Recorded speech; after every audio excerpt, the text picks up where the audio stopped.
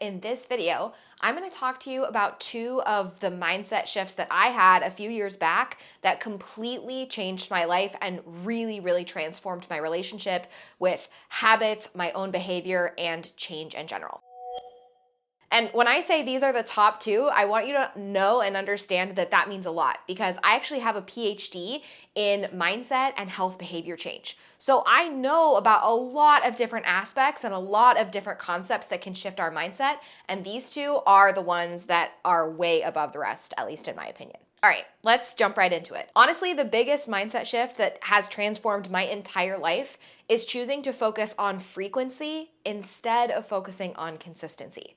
Now, I know a lot of you are like, wait, Karin, but isn't everyone in the health and personal development industry going to tell me that consistency is key and you just need to be consistent? Yeah, unfortunately they are.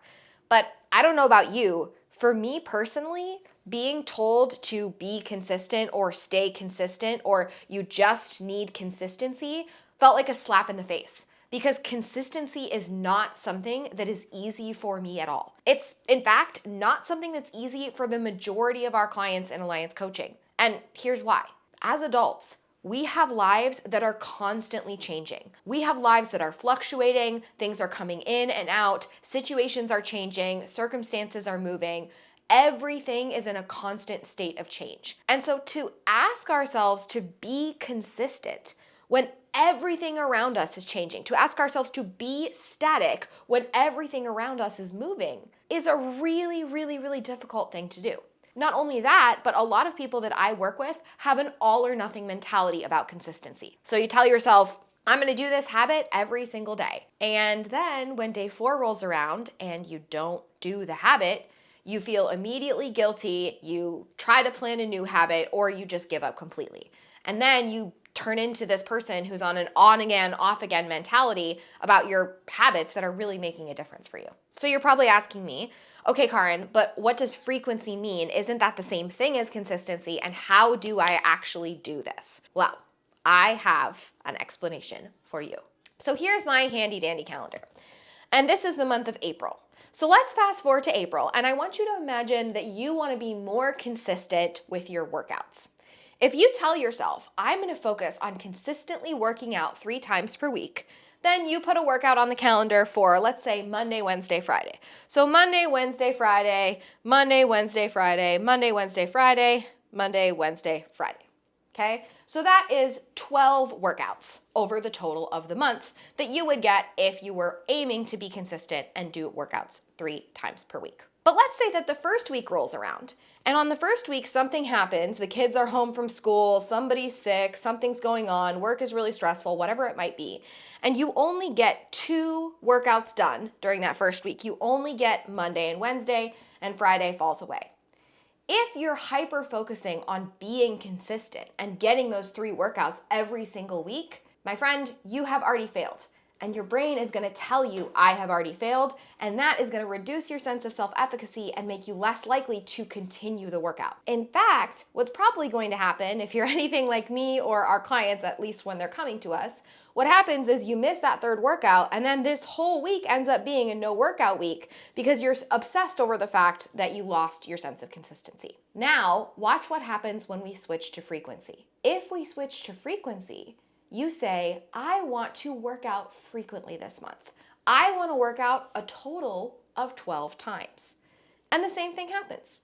You set a goal, you tell yourself, I'm gonna work out 3 times this week, but you only get it done twice. You only get it done that first Monday and Wednesday.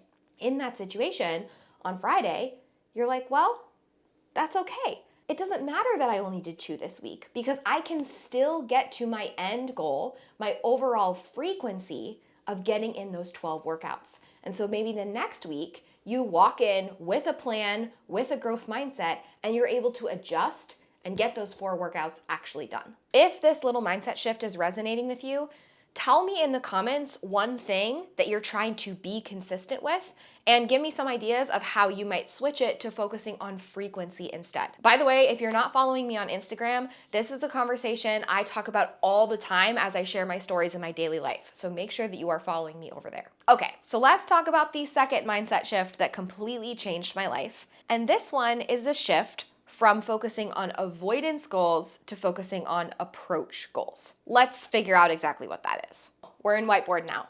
We're in whiteboard now. We're in whiteboard. Why can't I say this sentence? Okay, switching to whiteboard mode now. Let's talk about the difference between an avoidance goal and approach goal. Let's say that you find yourself on social media all the time. You're scrolling and scrolling and scrolling, and you're staying up really late at night in order to continue scrolling. It's very easy to immediately phrase this as an avoidance goal. You tell yourself, I don't want to scroll after 8 p.m. This is an avoidance goal because it's focused on what you don't want. Here's my question for you though. If you needed to get to New York City, would you tell Google, hey Google, I don't want to go to Kansas? No, you don't tell Google where you don't want to go. You tell Google where you do want to go. And it's the same exact thing for your brain. So what we need to do is we need to switch this into an approach goal. If you don't want to be scrolling after 8 p.m., what do you want to do? Maybe that goal looks like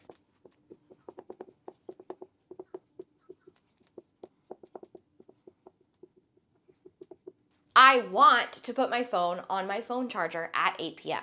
That is an approach goal. It's focused on what you do want to do. You could also try, I want to read fiction after 8 p.m. This not only gives your brain the example of what the phone is doing, the phone is going on its charger, but it also gives your brain something to focus on that it's bringing into its life to replace that original thing. So lots of us, when we're talking about changing our lives, we're only focusing on reducing or getting rid of things, but that actually doesn't give our brain direction, which is why the mindset shift from what am I avoiding, what am I getting out of my life, what am I getting rid of, to what do I want, where am I going, what is this imagined future of the version of me that I want, what does she look like? Now, if you're having trouble figuring out what exactly that is, because it can be a little bit difficult, make sure you check out our Future Self Mapping mini course.